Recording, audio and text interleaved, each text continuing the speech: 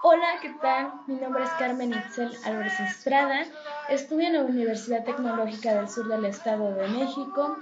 Estoy cursando mi ingeniería en gestión de proyectos. Este video es de la materia de marco legal de las organizaciones. Voy a explicar lo que viene en la unidad 1. El tema se llama Derecho y Sociedad y de ahí se desglosan varios temas. Uno de ellos, el principal, es el Estado, en donde nos dice que el Estado es un conjunto político, es un concepto político que se refiere a una forma de organización social, económica, política, soberana y coerciente, conformada por un conjunto de instituciones que tienen el poder solo de un territorio determinado o territorio nacional. El Estado se divide en tres, que es población, territorio y gobierno, en donde nos dice que la población es un conjunto de habitantes de un lugar. El territorio es extensión de tierra que pertenece a un estado, provincia u otro tipo de visión política. El gobierno nos dice que es el conjunto de gobernantes que temporalmente ejercen cargos durante un periodo limitado dentro del conjunto del Estado. Aquí, en el gobierno, tenemos dos poderes que nos dividimos en dos esferas, que es la local, la federal, en donde decimos que la local se aplica solo a una identidad federativa y la federal se divide en tres, que es poder ejecutivo, poder legislativo y poder judicial, en donde nos dice que el poder ejecutivo recae sobre una sola persona, que es el presidente de los Estados Unidos mexicanos, para un periodo de 6 años, denominado sexenio. En el poder legislativo recae en el Congreso de la Unión, compuesto por la Cámara de Senadores y Cámara de Diputados, en donde la Cámara de Diputados está formada por 500 representantes de los ciudadanos, en donde 300 diputados se eligen por medio del mayoreo relativo, donde los llaman diputados uninominales, y los otros 200 se eligen por medio de la representación proporcionada, a los cuales se les llama diputados plurinominales. En la Cámara del Senado, la Cámara del Senado está integrada por 128 representantes de los estados de la Federación, en donde los senados se eligen por medio del sufragio libre, universal y secreto de cada 6 años. El Poder Judicial. Aquí el Poder Judicial está conformado por la Suprema Corte de Justicia de la Nación, la cual está integrada por 11 ministros, los cuales son nominados por el presidente y aprobados por el Senado. Ahora vamos con el tema de las normas, en donde podemos decir que las normas son reglas de conducta estable, en donde obligaciones o deberes, así como prohibiciones, buscando propiciar comportamientos que favorezcan la vida en sociedad. Aquí mismo, las características de las normas se caracterizan en razones del sujeto que las emite, así como de su exigencia, su cumplimiento y el ámbito de aplicación de la misma. En este sentido, tenemos siguientes propiedades que definen a los diferentes tipos de normas, en donde decimos que es la autonomía, unilateralidad, bilateralidad, interioridad, exterioridad incoercibilidad y coercibilidad, en donde decimos que la autonomía es el individuo actúa conforme a su libre albedrío, es decir, la conducta con la que obra el sujeto es de acuerdo con su voluntad. La heteronomía consiste en que una norma es dictada por un sujeto distinto al que debe acatarla. Unilateralidad. La unilateralidad se refiere a que frente al sujeto que está obligado al cumplimiento de las normas, no existe otro que se exija que acate a esta. La bilateralidad, en este caso, se imponen deberes y se consideran facultades, por lo que existen dos o más partes. La interioridad es la que regula la conducta interior de las personas conforme a la voluntad de ésta, es decir, la intención de la persona. La exterioridad es la que corresponde a la conducta que manifiesta el sujeto de manera exterior. Incoercibilidad. En ella no se aplica la fuerza para su cumplimiento. La coercibilidad se caracteriza por tener la posibilidad de aplicar la fuerza para su cumplimiento. También las normas se clasifican en 4 tipos, que es la normas morales, normas social o normas de etiquetas, también conocidas, normas religiosas y normas jurídicas, en donde nos dice que las normas morales son los que el ser humano realiza en forma consciente, libre y responsable, con el propósito de hacer el bien.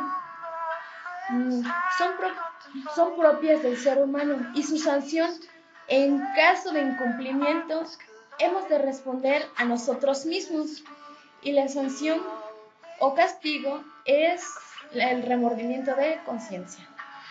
Las normas sociales son las reglas creadas por la sociedad y cuyo incumplimiento trae el rechazo por parte del grupo social.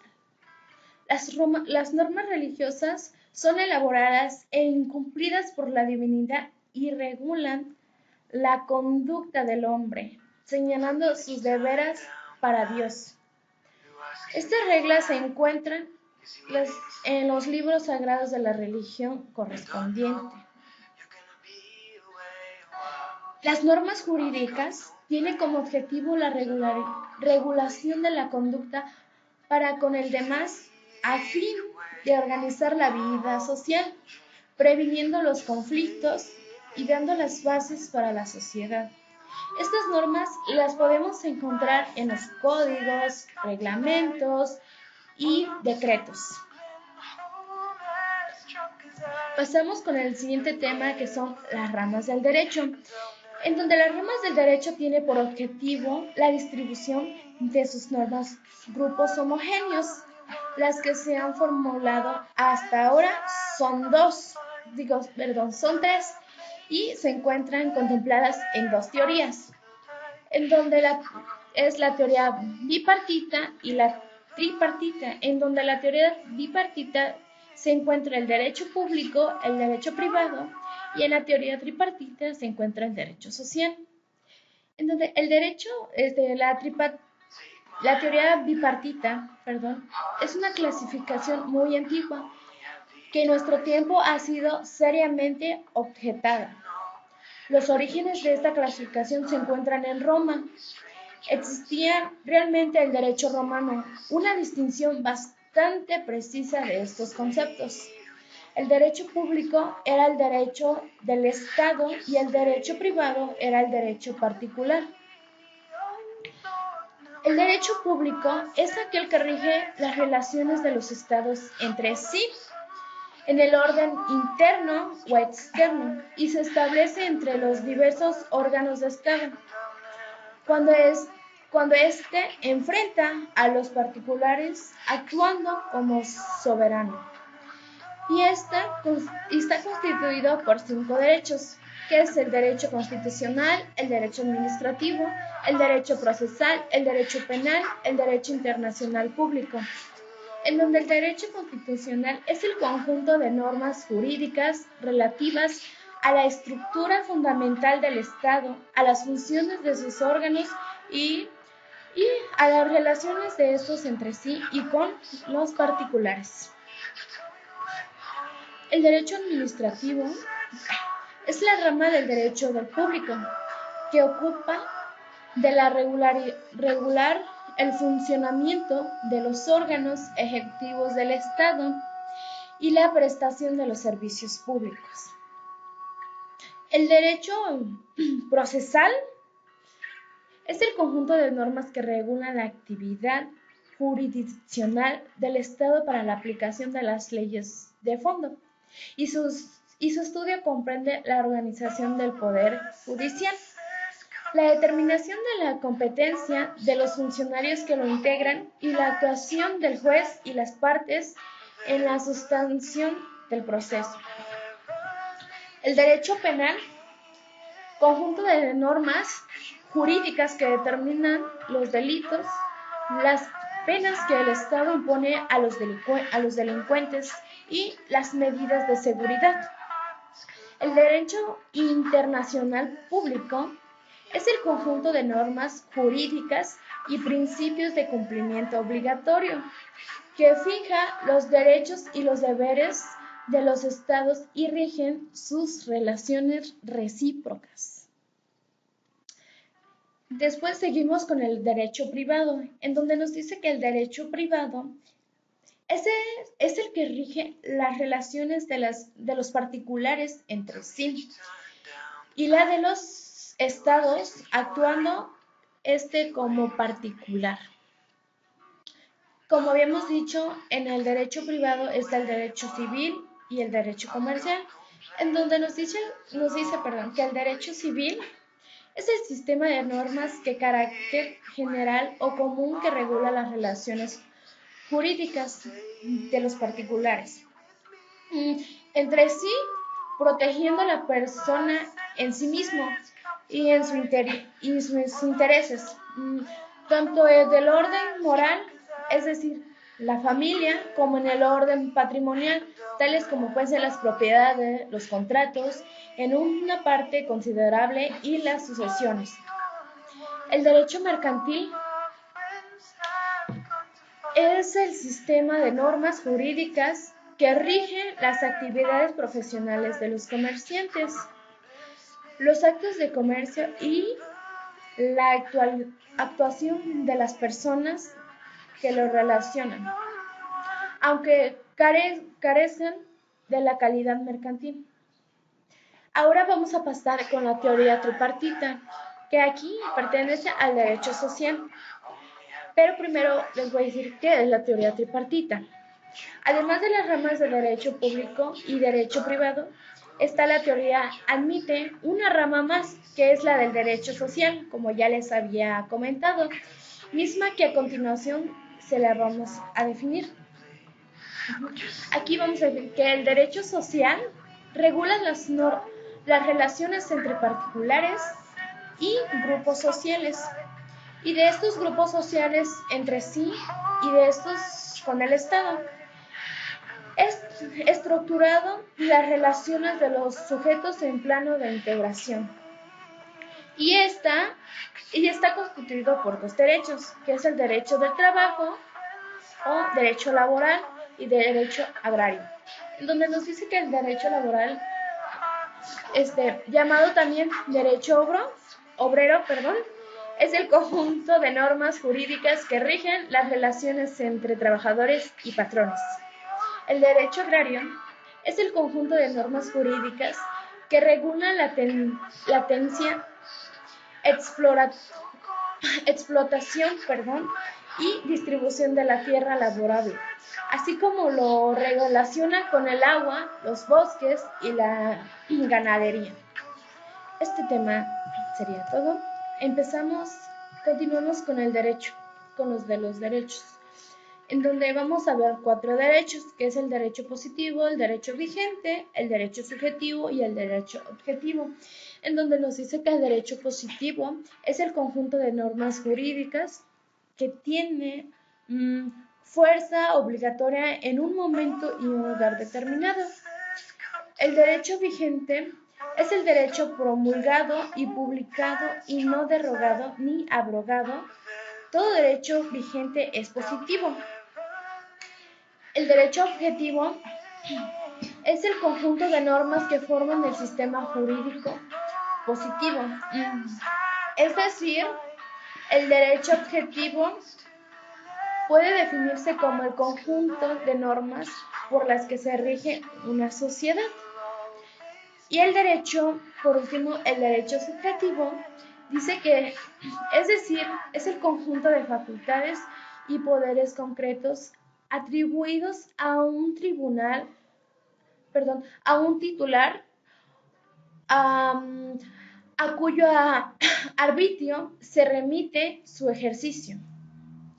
Con esto terminamos este tema y continuamos con los hechos y actos jurídicos, donde se divide que es el acto jurídico y el hecho jurídico, en donde nos dice que el acto jurídico es la manifestación de la voluntad del hombre con la intención de crear, modificar o extinguir derechos y obligaciones. Y el hecho jurídico es la manifestación natural del hombre que genera consecuencias del derecho.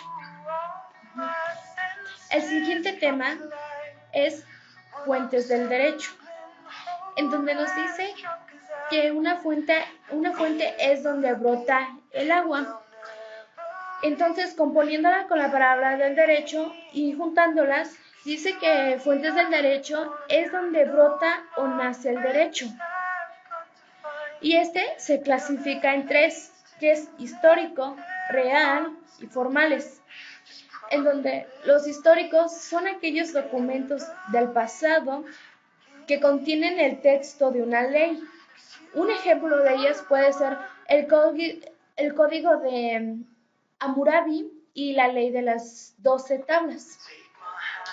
En los reales son las razones por las cuales se escriben las normas jurídicas.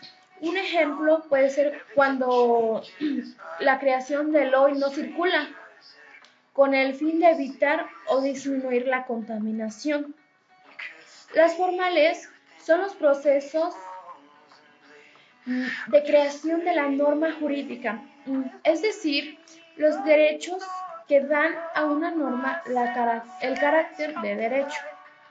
Y estas se clasifican en la legislación, la costumbre, la jurisprudencia, la doctrina, principios generales de derecho y tratados internacionales, en donde la legislación es el proceso mediante el cual determinados órganos de Estado elaboran y ponen en vigor las normas jurídicas. Es el conjunto de actividades que hay que desarrollar para crear las leyes. Y las fases del proceso legislativo consisten en 6, que es iniciativa, discusión, aprobación, sanción, publicación, iniciación de la vigencia.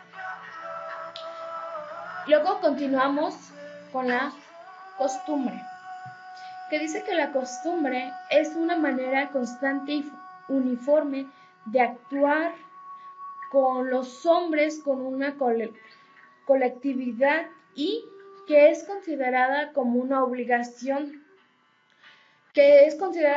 obligatoria en la propia comunidad. Y la costumbre está compuesta por 2 elementos. El primer elemento es la repetición constante de los actos semejantes en una sociedad determinada. La segunda es la convivencia de dichas comunidades, de que lo que ha venido practicando es lo debido y que por ello tiene fuerza obligatoria. En la jurisprudencia decimos que es un conjunto de principios y doctrinas contenidos en las decisiones de los tribunales. Pero la jurisprudencia no solo puede ser establecida por la Suprema Corte de Justicia de la Nación y por los tribunales colegiados de circuito.